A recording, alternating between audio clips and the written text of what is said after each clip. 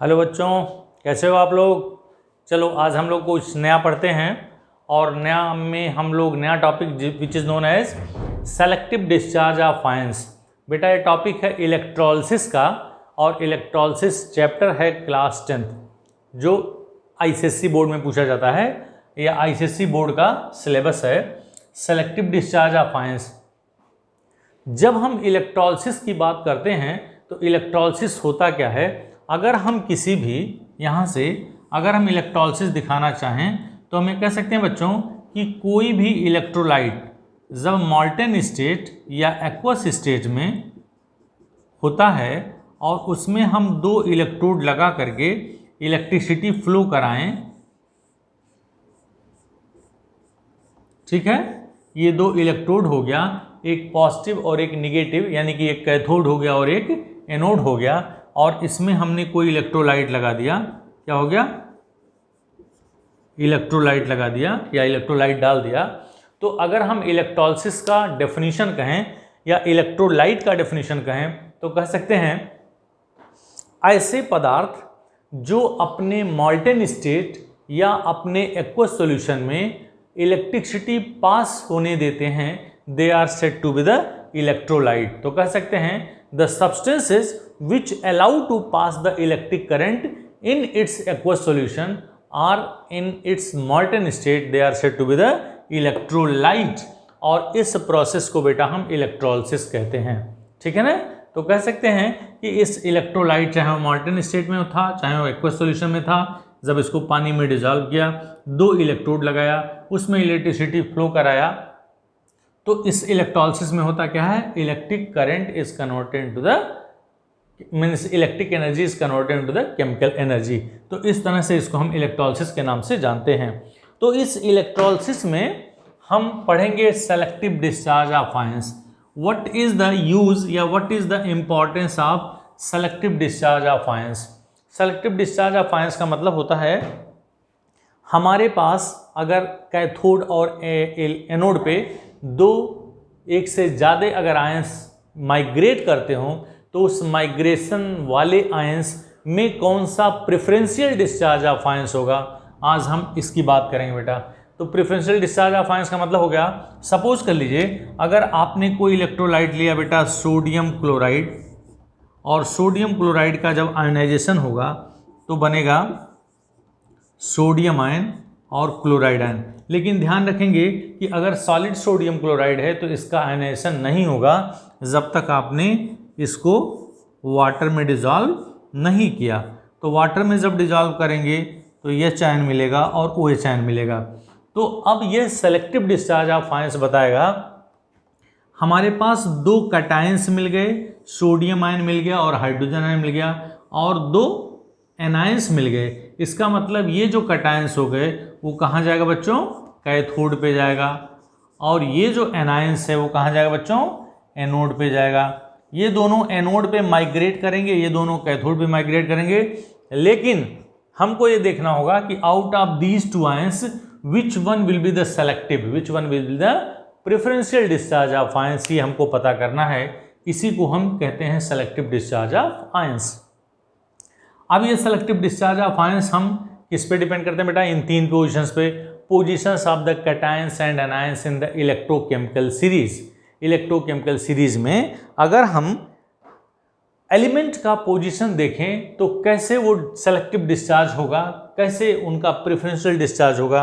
अगर हम एलिमेंट्स को उनके एक्टिविटी के क्रम में लिखें तो पोटेशियम हो गया, कैल्शियम हो गया, सोडियम हो गया, मैग्नीशियम हो गया, एल्युमिनियम हो गया, जिंक हो गया, आयरन हो गया, लेड हो गया, और लेड के नीचे क्या होता है बेटा, यहाँ से हाइड्रोजन, और हाइड्रोजन के नीचे मैं लिख रहा हूँ कापर हो गया, मरकरी हो गया और सिल्वर हो गया।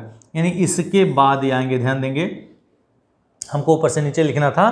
तो हमने देखा सबसे ऊपर पोटेशियम, फिर calcium, sodium, magnesium, aluminium, zinc, iron, lead और हाइड्रोजन, और हाइड्रोजन के नीचे कापर होगा, मरकरी होगा और सिल्वर होगा।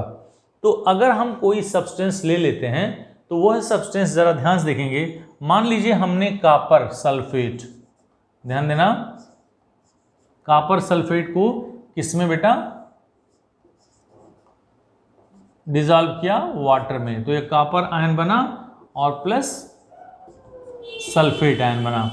और वाटर हमने देखा तो वाटर का जब आयनाइजेशन होता है तो क्या बना बच्चा, एच आयन और प्लस ओ एच आयन। तो ध्यान देंगे हमारे पास दो तरह के कैटायंस और दो तरह के एनायंस। तो हम यहाँ पोजीशन ऑफ कैटायंस और एनायंस की बात करेंगे। इलेक्ट्रोकेमिकल सीरीज में जिसका स्थान जितना ही नीचे होगा वो उतना ही लीस्ट रिएक्टिव होगा और उसमें इलेक्ट्रॉन एक्सेप्ट करने की टेंडेंसी ज़्यादा होगी। तो आउट ऑफ कॉपर आयन, ये क्यूप्रिक आयन है, क्यूप्रिक आयन और एच आयन में जिसका स्थान नीचे होगा, ध्यान देंगे जिसका स्थान नीचे होगा, तो ये कॉपर आयन है, इस कॉपर आयन का स्थान नीचे है, इसलिए यह प्रेफरेंशियल डिस्चार्ज ऑफ आयंस कहलाएगा। ठीक है ना, इन दोनों में इसका स्थान नीचे है इसलिए यह प्रेफरेंशियल डिस्चार्ज ऑफ आयंस कहलाएगा। इसी तरह से बेटा सल्फेट आयन और OH आयन में कौन ऊपर होगा और कौन नीचे होगा, इसको समझने के लिए देखेंगे। सबसे ऊपर होता है सल्फेट आयन, अगर हम निगेटिव आयन की बात करते हैं।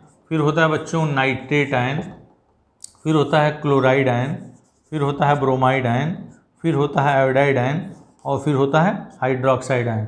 देखो अगर हम इसको यहाँ से हटा दें ये वाला, तो आपने देखा कि निगेटिवली चार्ज यानी एनायंस का जो ऑर्डर है वो सबसे ऊपर सल्फेट होगा और सबसे नीचे हाइड्रोक्साइड होगा।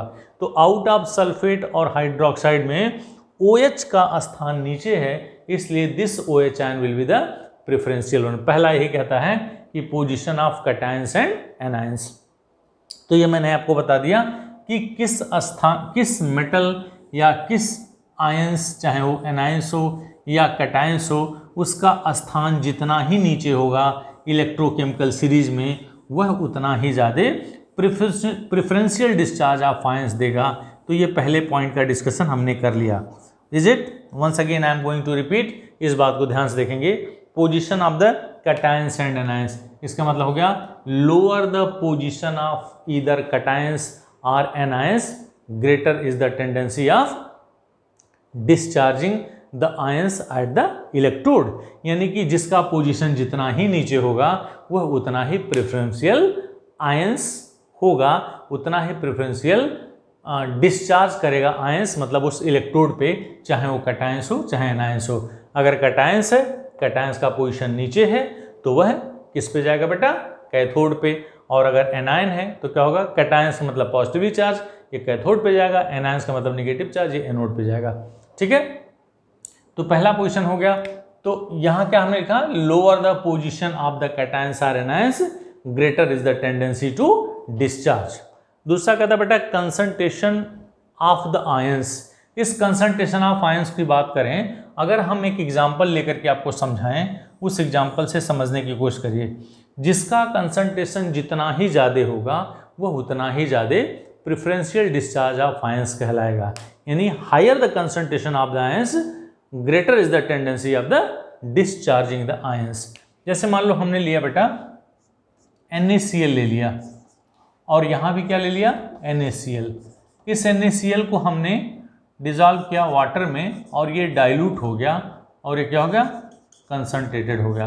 What is the mean of the dilute and concentrated? जब NaCl डाइल्यूट होगा इसका मतलब ट्रेस के फॉर्म में होगा, थोड़ा सा इसका जो कंसंट्रेशन है ये कम है। और दूसरा क्या आपने किस में मिलाया है, वाटर में मिला दिया बच्चों। तो वाटर में मिला दिया तो क्या बना, H आयन और प्लस OH आयन।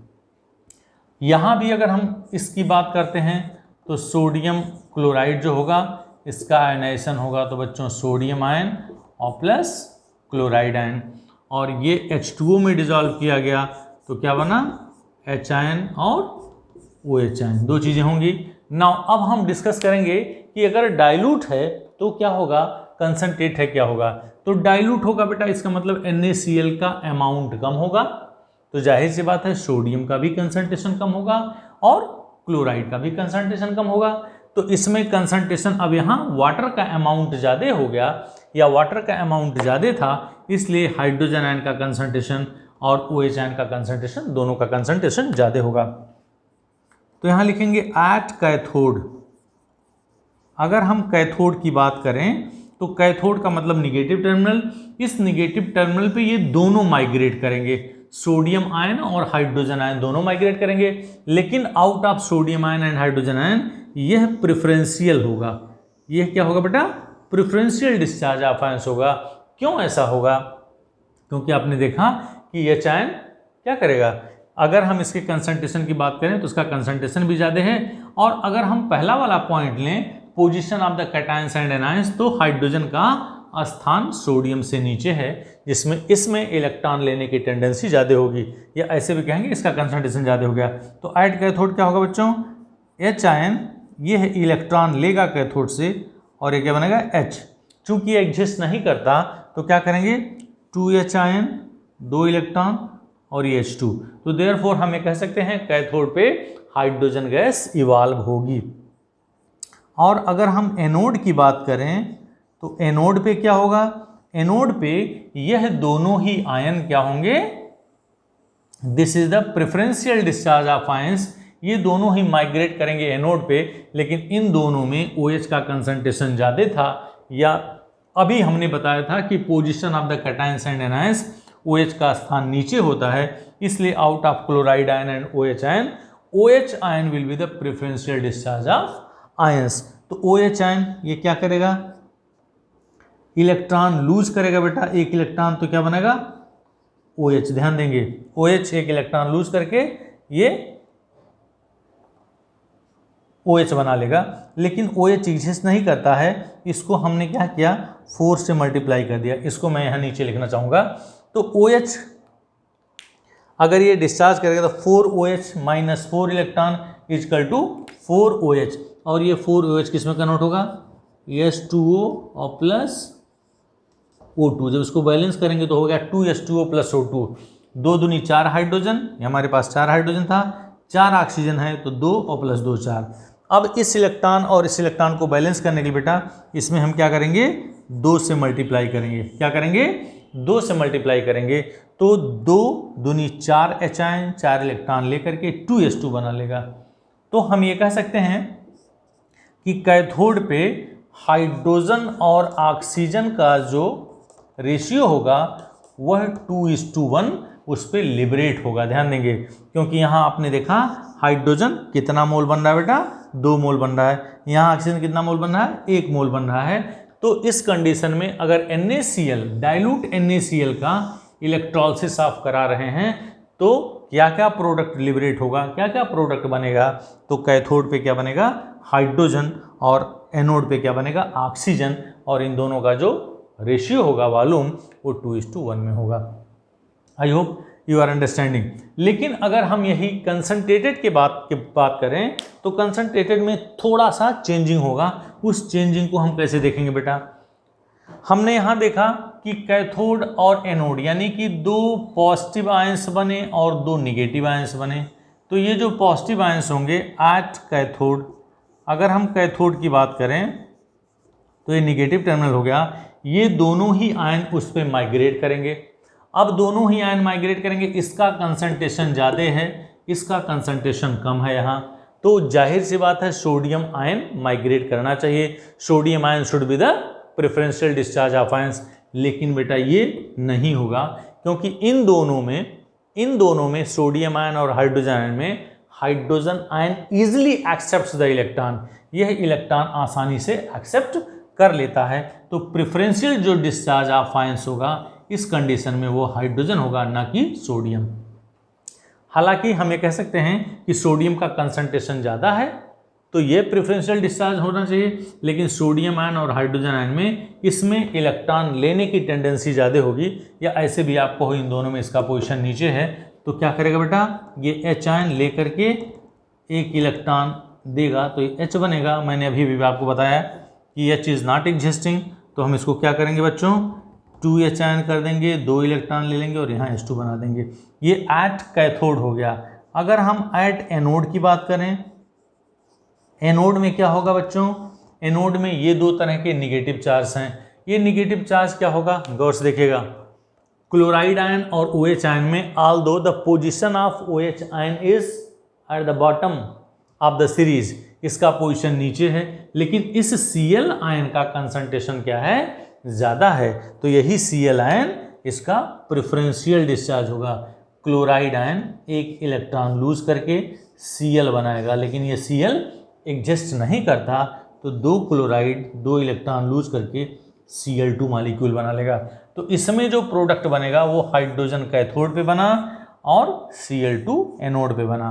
और इसमें क्या बन रहा था, हाइड्रोजन बन रहा था कैथोड पे और ऑक्सीजन बन रहा था एनोड पे। बनने का मतलब हो गया, इन the case of dilute NaCl hydrogen gas is liberated eight cathode and oxygen gas is liberated at the anode, while in the case of the concentrated NaCl hydrogen gas is liberated at cathode and chlorine gas is liberated at the anode। मेरे ख्याल से आपको बात समझ में आ रही होगी कि इसमें प्रेफरेंशियल डिस्चार्ज ऑफ आयंस क्या होता है। अब बेटा हम बात करते हैं नंबर 3rd पोजीशन का, जिसे कहते हैं नेचर ऑफ द क्या, electrodes. Nature of the electrodes का मतलब होगा कि जो हम इसमें इलेक्ट्रोड्स लगाते हैं वो किसी मेटल का होता है या किसी नॉन मेटल का। जैसे ग्रेफाइट है तो ग्रेफाइट क्या हो गया, कार्बन क्या हो गया, ये नॉन मेटल है जो सॉलिड फॉर्म में होता है। तो अगर हम इलेक्ट्रोड लगाते हैं जो कैथोड और एनोड बनाते हैं, तो वह इसके नेचर पे भी डिपेंड करता है, वह किस टाइप का कंपाउंड, किस टाइप का इलेक्ट्रोड होगा, उस पर इसका preferential discharge of ions depend करता है। तो नंबर 3 हम डिस्कस करेंगे बेटा नेचर ऑफ द इलेक्ट्रोड। आप ये जानेंगे कि जो ग्रेफाइट, आयरन और प्लेटिनम होता है, इसको कहते हैं, ये तीनों क्या होता है, इनर्ट। ये क्या होगा, और ये क्या होगा बेटा, एक्टिव। ये दो तरह के इलेक्ट्रोड हम यूज करते हैं, ग्रेफाइट, आयरन और प्लेटिनम। इसको हम इनर्ट इलेक्ट्रोड कहते हैं। कॉपर, निकिल और सिल्वर, इसको हम एक्टिव इलेक्ट्रोड कहते हैं। तो अगर एक्टिव इलेक्ट्रोड आपने उस इलेक्ट्रोलिसिस प्रोसेस में यूज करा है तो यह उस रिएक्शन में पार्टिसिपेट करते हैं, लेकिन अगर आपने इनर्ट इलेक्ट्रोड लगाया है तो उसमें पार्टिसिपेट नहीं करते हैं। जैसे मान लिए हमने एग्जाम्पल क्या लिया, हमने बेटा कॉपर सल्फेट इसमें डिजॉल्व करा, कॉपर सल्फेट इसमें पानी में डिजॉल्व कर दिया, और हमने क्या कर दिया, 2 इलेक्ट्रोड ले लिया, ठीक है। और ये इलेक्ट्रोड एक नेगेटिव टर्मिनल, दूसरा पॉजिटिव टर्मिनल। और यह जो इलेक्ट्रोड है, मान लीजिए हमने प्लेटिनम का ले लिया, किसका ले लिया, Pt, और हमने ले लिया Pt। और दूसरा अगर हम फिगर बनाते हैं, उस दूसरे फिगर को ऐसे समझिए, इसमें भी हमने क्या लिया, कॉपर सल्फेट लिया। ध्यान से देखिएगा तो शायद आपको प्रेफरेंशियल डिस्चार्ज ऑफ आयंस और इलेक्ट्रोलिसिस दोनों समझ में आ जाएगी,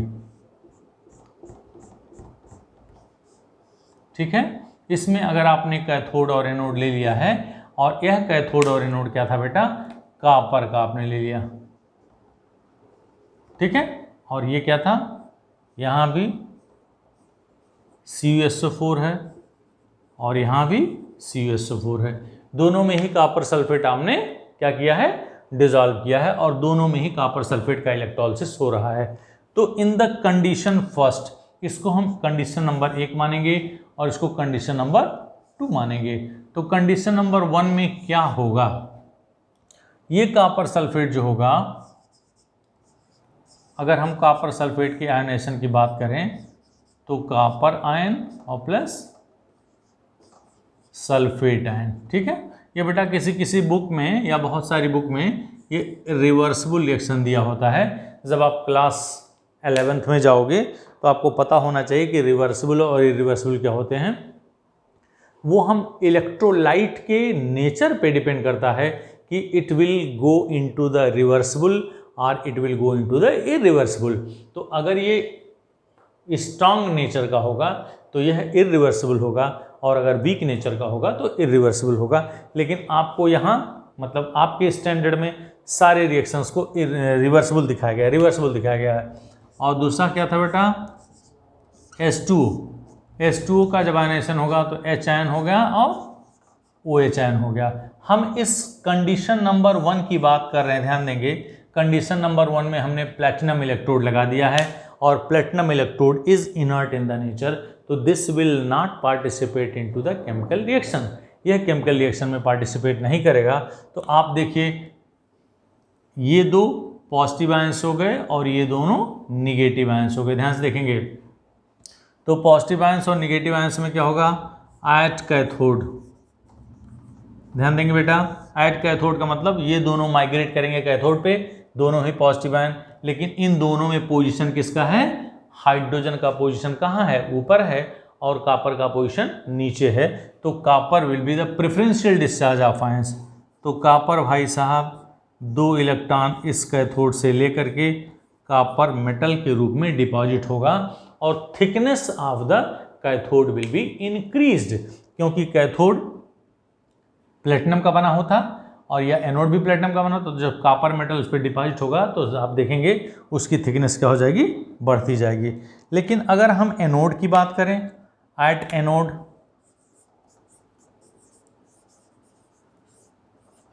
पे क्या होगा बच्चों, out of sulphate ion and out of OH ion. ध्यान देंगे सल्फेट आयन और OH आयन में किसका पोजीशन नीचे है, इसका पोजीशन नीचे पाया जाता है, इसलिए क्या होगा, OH ion will lose the electron, it will form the OH, और ये क्या करेगा बेटा, 4 से हमने शुरू से ही देखते हुए मल्टीप्लाई किया तो ये 4 OH हो गया और 4 OH is converted into the 2H2O plus O2।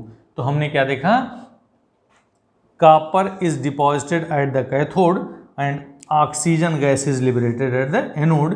In the case of first, in the case of first का मतलब when we are using the inert electrode. ध्यान देना, जब हम इनर्ट इलेक्ट्रोड यूज करेंगे तो क्या होगा, यह इलेक्ट्रोड उस रिएक्शन में पार्टिसिपेट नहीं करेगा। लेकिन बेटा अगर हम कंडीशन नंबर सेकंड की बात करें, यहाँ देखिए कंडीशन नंबर अगर हम सेकंड की बात करते हैं तो एट कैथोड वही बात, कॉपर आयन और H आयन में copper ion will be the preferential discharge of ion. तो एनोड जो होगा, कैथोड पे जो होगा वो कॉपर मेटल ही डिपॉजिट होगा। लेकिन डिफरेंस कहाँ होगा, at cathode, at anode, anode पे डिफरेंस पैदा हो जाएगा सेकेंड कंडीशन में। इसमें भी सल्फेट आयन और OH आयन जो होगा वह OH आयन नीचे है, तो OH ion should be the preferential discharge of ions. लेकिन बच्चों इसमें कॉपर इलेक्ट्रोड लगा हुआ है और कॉपर का नेचर जो होता है वो एक्टिव होता है, तो कॉपर एक्टिव नेचर होने के नाते यह रिएक्शन में पार्टिसिपेट करेगा।